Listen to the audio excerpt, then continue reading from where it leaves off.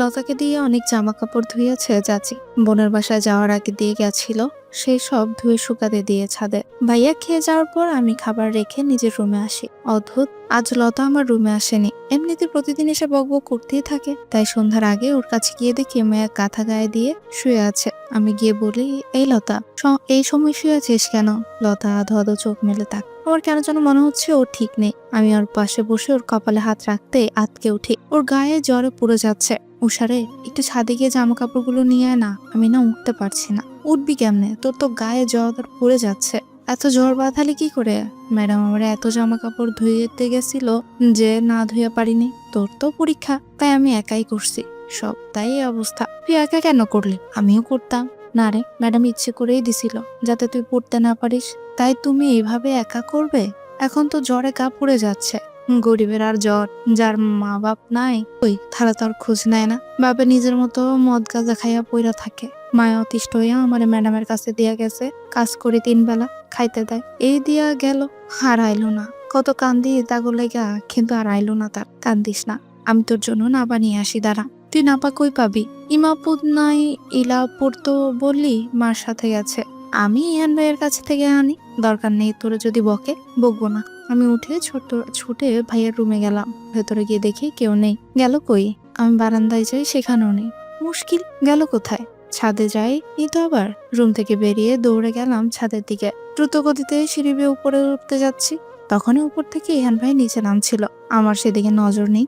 আমি তাড়াতাড়ি উঠছি, তখনই সামনে কারোর সাথে জোরে ধাক্কা খেলাম। সামনের লোকটা বুকের সাথে ধাক্কা খেয়ে আমি পা স্লিপ করে নিচে পড়ে যেতে নেই। আমি চিৎকার করে ভয়ে চোখ বন্ধ করে ফেলি, কিন্তু আল্লাহ বাঁচিয়েছে। কেউ একজন আমার কোমর জড়িয়ে ধরে নিজের সাথে মিশিয়ে নিয়েছে তাড়াতাড়ি, যার জন্য আমি ওই উপর থেকে সিঁড়ির নিচে পড়া থেকে বাঁচলাম। ভয়ে আমার হাত পা থরথর করে কাঁপছে। আমি দুহাতে সামনের লোকটার বুকের উপর রেখে খামচে ধরে রাখলাম শার্টের কলার। সামনের লোকটার দিকে হা করে তাকিয়ে আছে। আমি ভয় সংযত করার চেষ্টা করে আস্তে আস্তে চোখ পিট পিট করে তাকালাম। চোখ মেলে সামনে ইয়ান ভাইয়ার মুখটা চোখে পড়ে। ভাইয়া আমাকে নিচের সাথে চেপে ধরে আছে, সাথে গভীর দৃষ্টিতে আমার দিকে তাকিয়ে আছে। আমি লজ্জায় মাথা নুয়ে ফেললাম। চোখের গভীর দৃষ্টির দিকে তাকিয়ে আছি ভাইয়া। আমি আমতা আমতা করে বললাম, ভাইয়া ছাড়ুন, আমি ঠিক আছি। কথাটা ভাইয়ার কানে যেতেই ভাইয়া হক চুকিয়ে ছেড়ে দেয়, কিন্তু ভুল হয়ে গেল। আমি এখনো কিনারায় যার জন্য ভাইয়া চাটতেই আবার পড়ে যেতে নি। এবার আমি ভাইয়ার গলা জড়িয়ে ধরি। আমি শেষ।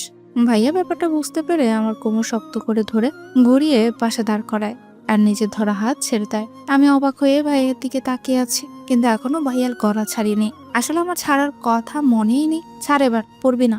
ভাইয়ার কথা শুনে ভালো করে তাকি ফট করে হাত সরিয়ে সোজা হয়ে দাঁড়। ইস, কি লজ্জা!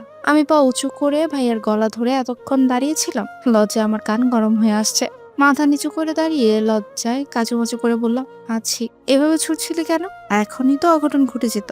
আমি হকচকিয়ে নিচের দিকে তাকিয়ে আছি। তারপর আমতা আমতা করে বললাম, আসলে কি? ভাইয়ের গম্ভীর কণ্ঠ শুনে আমি ভয় পেয়ে গেলাম। ভাইয়া নিজের কন্ট্রোল করে আবারও বলে, এখান থেকে পড়ে গেলে কি হতো ভাবতে পারছিস? সরি ভাইয়া, আমি বুঝতে পারিনি। আসলে লতার চিন্তায় ছিলাম। ইহান ভাইয়া ভ্রু কুচকে বলে, কেন? লতার কি হয়েছে? লতার খুব জ্বর, ওষুধ লাগবে তো তাই। আচ্ছা চল, বলে ভাইয়া নিচে নেমে গেল। আমি কি মনে করে ছাদে গেলাম। তারপর জামা কাপড়গুলো তুলে নিচে আসলাম। ভাইয়া ড্রয়িং রুমে বসে আছে। আমি যেতেই বললো, চল। আমি আগে যাচ্ছি, ভাইয়া পেছনে। ভেতরে এসে ভাইয়া আমার হাতে একটা সিরিজের মতো কিছু দিল। এটা দিয়ে জ্বর মেপে তা জানি, কিন্তু নামটা কি? এটা দিয়ে জ্বর মাপে, কিন্তু নামটা জানো কি? বাবার মাঝে ভাইয়া বলল, থার্মোমিটার দিয়ে দেখ তো কত জ্বর। আমি শুনে ওটা লতার মুখে দিলাম। ভাইয়া দাঁড়িয়ে আছে, লতা ফেল করে তাকিয়ে আছে। ভাইয়া দেখে ট্যাবলেট দিয়ে চলে গেল। এই তুই এখনো আমার না ইহান ভাইজানরে দেখলে এলাও চালাকে। লতার কথা শুনে বিরক্ত হয়ে ওর দিকে তাকলাম। তারপর ওকে ওষুধ খাইয়ে চলে এলাম। চাচা এসেছে, ইমাপু এসেছে। কাল বাংলা, তাই অত না পড়লেও চলবে।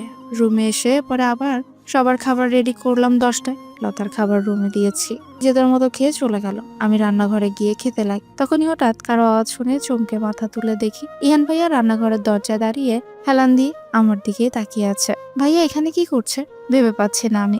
জিজ্ঞাসা দৃষ্টিতে তাকিয়ে আছি। ভাইয়া আমার তাকানো দেখে সোজা হয়ে দাঁড়িয়ে বলে, আমার জন্য 1 কাপ কফি করে দিস তো রুমে। বলে আমার উত্তরের অপেক্ষা না করে হন হন করে চলে গেল। ভাইয়ার মুখটা কেমন রাগী লাগছিল, কিন্তু কেন? দূর চাই, থাক গা, আমি খাওয়া শেষ করি। তারপর কফি করে ভাইয়ার রুমে আসি।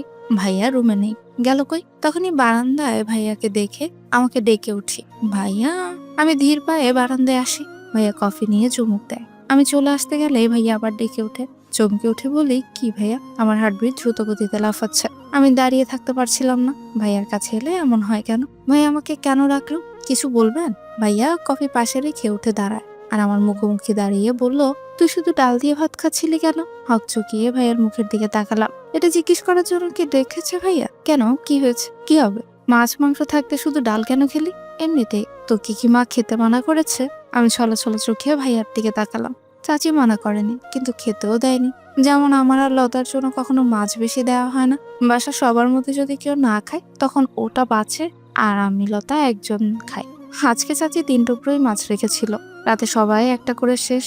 আমরা কি খাবো? আর মাংস খেয়েছি, কিন্তু গোস্ত ছিল না।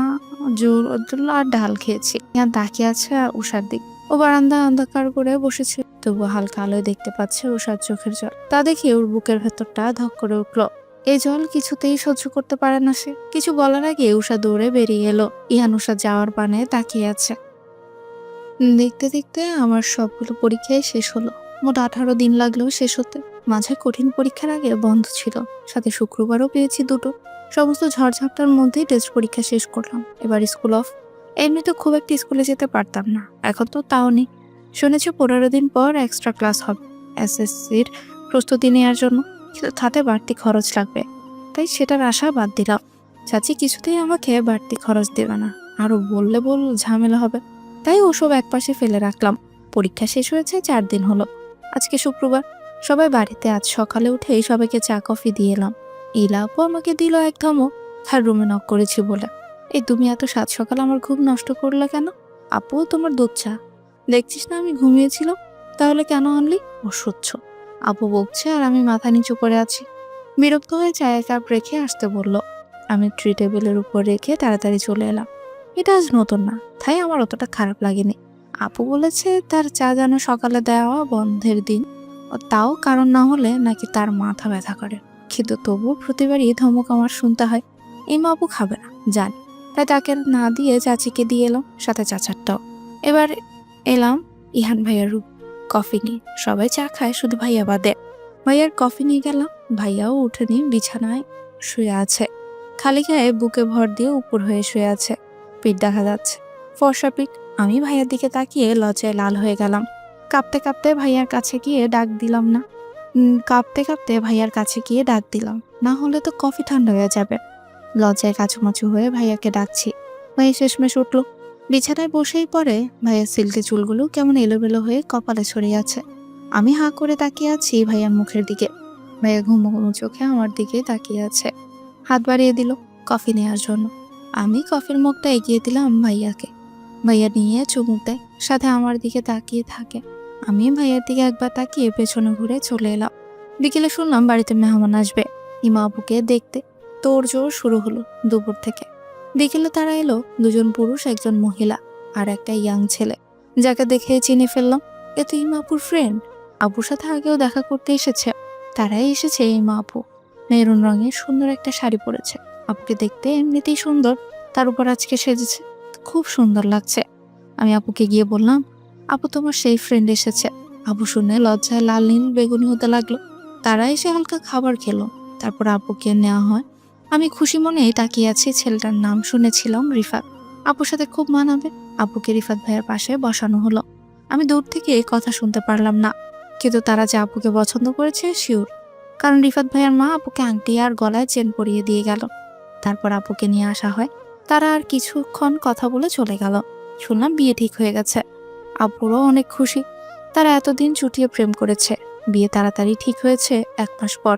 রাতে আপুর পাশে বসে আমি রিফাত ভাই সম্পর্কে জিজ্ঞেস করছি। আপু লজ্জায় লাল নীল হয়ে সব বলল।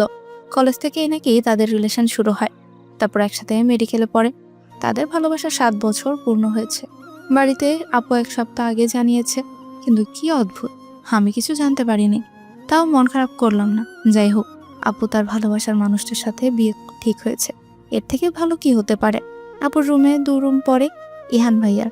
আমি সেদিক দিয়ে তাকিয়ে কি মনে করে যেন সেদিকে পা বাড়ালাম। একটা ইলা আপুর রুমে, সেটা ভেতর থেকে লক করা, আর একটা খালি রুম। আমি ধীর পায়ে রুমের কাছে আসতে থমকে গেলাম।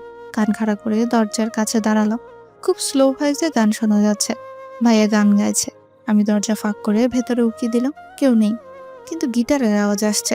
ভাইয়া কি বারান্দায় দাঁড়িয়ে গান গাইছে নাকি? হবে হয়তো। কি মিষ্টি কণ্ঠস্বর ভাইয়ার! এই না, আমি দুবার গান শুনলাম, কিন্তু আফসোস, এটাও হিন্দি গান। তবুও শুনছি মুগ্ধ হয়ে। কি অপূর্ব কণ্ঠ! মনটা নিমিষে আনন্দে ভরিয়ে গেল। আমি দরজার কাছ থেকে আস্তে আস্তে ভেতরে ঢুকে পড়লাম। আমার বুকের ভেতরটা তোলপাড় করছে, হার্টবিট বেড়ে গেছে দ্রুত গতিতে। তবুও এগিয়ে গেলাম, বারান্দার দরজায় দাঁড়িয়ে মুগ্ধ হয়ে গান শুনলাম। গান শেষ হতেই থমকে গেলাম আমি। ভেতরে চলে এসেছি। হায় আল্লাহ, ভাইয়া দেখলে আমাকে কি মনে করবে? তাড়াতাড়ি পেছন ঘুরে ছুটে চলে এলাম বাইরে। এসে বুকে হাত চেপে ধরে হাঁপাচ্ছি। দেখতে দেখতে আরো একটা সপ্তাহ চলে গেল। আজকেও শুক্রবার। সকালেই জানতে পেরেছি আজ সবাই ঘুরতে যাবে, আমার স্পেশাল গেস্ট রিফাত ভাইয়ের সাথে। বিয়ের সময় ঘনিয়ে আসতে, তাই তারা আগে সবাই মিলে ছোট্ট একটা পিকনিক করবে। এখানে বিবাহিত কেউ যাবে না। যাবে ইলা আপু, ইমা আপু, ইহান ভাই, রিফাত ভাইয়া ও তার 2টা ফ্রেন্ড। ইমা আপুর এক মেয়ে ফ্রেন্ডও যাবে। মোট 8 জন। এখানে আবার ইমা আপু আমাকেও যোগ করেছে। এটা শুনে চাচি হতভম্ব হয়ে আমাকে কিছুতেই যেতে দিবে না। আমি শিওর। হ্যাঁ, তাই তো হলো। চাচি শুনেই চেঁচামেচি উঠলো। কথাটা তুলেছিল সকালে খাবার টেবিলে, আর শুরু হলো ঝামেলা। আমি চুপ করে রান্নাঘর থেকেই দেখছি আপু আর চাচির মধ্যে কথা কাটাকাটি হচ্ছে। বিষয়টা আমার একটুও ভালো লাগছে না। আমার জন্যই ঝামেলা হচ্ছে। মা প্লিজ ঝামেলা করো না, এটা শুধু আমার সিদ্ধান্ত না। রিফাতও চায় ও যাতে যায় আমাদের সাথে। কেন ও এমন চায় কেন? কারণ ও জানে উষা আমাদের বোন, কাজের লোক না। প্লিজ নিজেকে জামাইয়ের কাছে ছোট করো না। আর উষা কখনো কোথাও যায় না। এবার না হয়ে গেল, বেশি দিনের ব্যাপার না তো, মাত্র 3 দিন। একদিন যাবো, 2 দিন মাসে থাকবো, চলে আসবো। প্লিজ মা। চাচি খাবার ছেড়ে উঠে গেল রেগে। গম করতে করতে রাজিও হলো না। খাবার শেষ করেই মা আপু আমাকে নিয়ে শপিং মলে এলো। আমাকে 2টো ড্রেস কিনে দিল। একটা লং ফ্রক, কালো সাদা মিক্স, আর একটা কামিজ। আমি নিব না এত বললাম। শুনলো না আপু। এসব নিয়ে তাদের সাথে বেড়াতে যেতে হবে। শুনে আমি চমকে উঠলাম। আপু কি বলছো? চাচি তো রাজি হয়নি। সেসব তোকে ভাবতে হবে না, আমি সব ম্যানেজ করব। কিন্তু আপু, কোনো কথা না, আমি তোর বড়, তাই আমার কথায় প্রেক্ষিতে কোনো কথা বলবি না। আপুর কড়া কথা শুনে আমি আর কিছুই বললাম না।